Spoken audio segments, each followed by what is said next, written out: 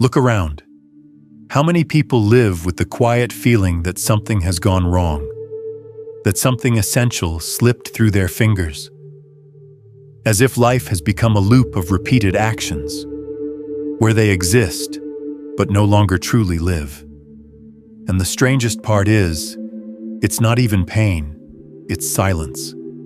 A hollow stillness that settles under the skin, a sense that behind all the goals, achievements, and motion forward, there's nothing. Why does this happen? Why do even those who did everything right one day wake up with a whispering thought? Was any of this meaningful? The problem isn't you, and it's not the world. The problem lies in a deep fracture between our inner nature and the world we've built around ourselves. We no longer fight for survival. We have food, a roof, endless information, entertainment. But with comfort came something else, a void no external thing can fill. This is the paradox of the modern age, an abundance of the outer world and starvation of the inner. Life begins to feel meaningless when we lose connection to ourselves, to others, to the present moment. When our goals aren't born within, but planted by the outside.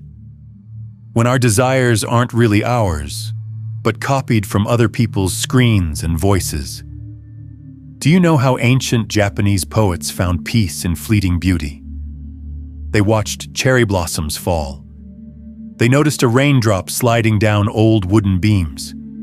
They didn't chase forever. They accepted its absence.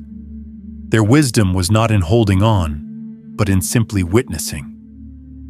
That's where harmony begins. We carry a need for meaning inside us, and when that hunger goes unfed, even the brightest things lose their color. No matter how shiny something is, if you don't know why it matters, it will never feel real.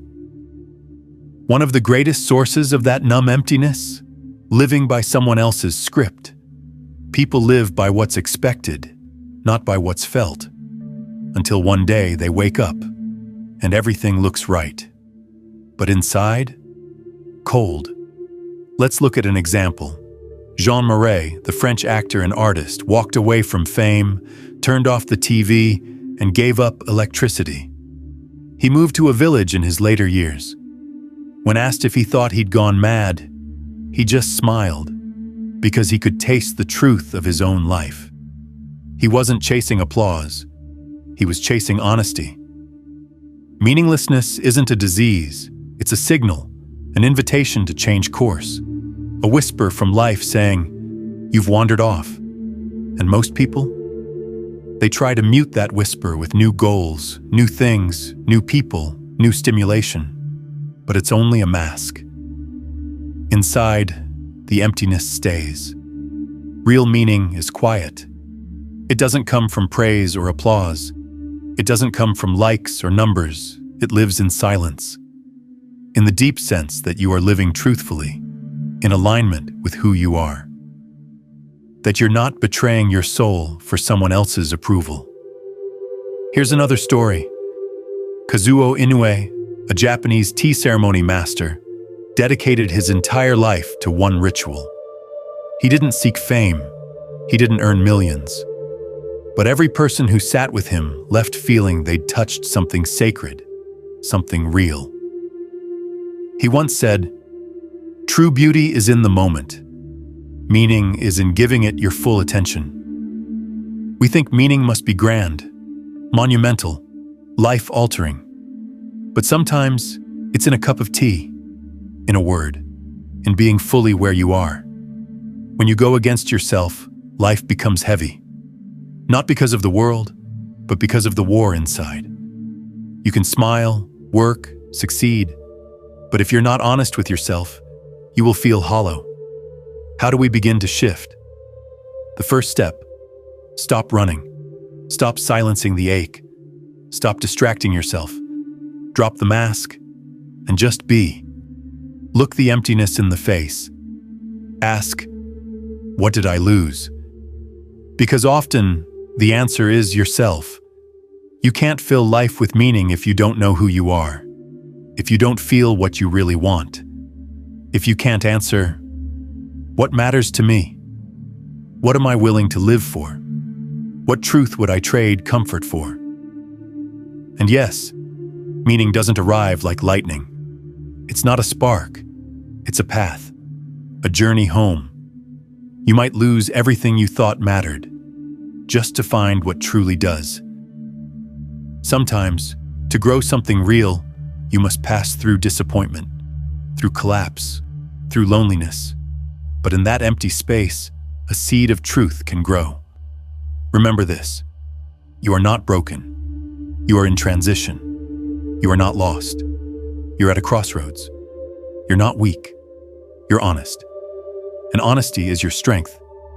With all the paths life offers, you only need one: your own. Start small. A walk with no destination. One honest answer to yourself. One refusal to keep doing what no longer feels right. One moment where you give yourself permission to be real. Back in the Tang Dynasty, there lived one of the most revered Zen masters, Zhaozhou Kongshen.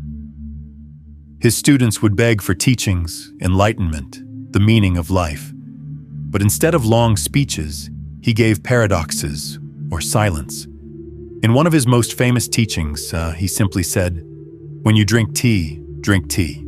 It sounds absurd, but in Zen, every act holds weight if you are fully present. These masters didn't teach ideas. They taught how to live, how to stop hiding in thought, how to stop chasing the abstract, and just be. Sometimes, to feel life again, you don't need to add. You need to remove, not accelerate, but slow down. Not fill, but empty, to make room for what's truly alive. The truth is, life isn't empty. It's just waiting for you to open. Meaning isn't lost. It's simply gone quiet, and you haven't listened in a long time. So if you feel that emptiness, don't turn away. This is your moment. This is the call. This is the beginning of the journey back to what's real, to what matters, to what makes waking up worth it. Understand this. Everything you've been searching for, the purpose behind every step, the truth behind every choice, it was never outside you.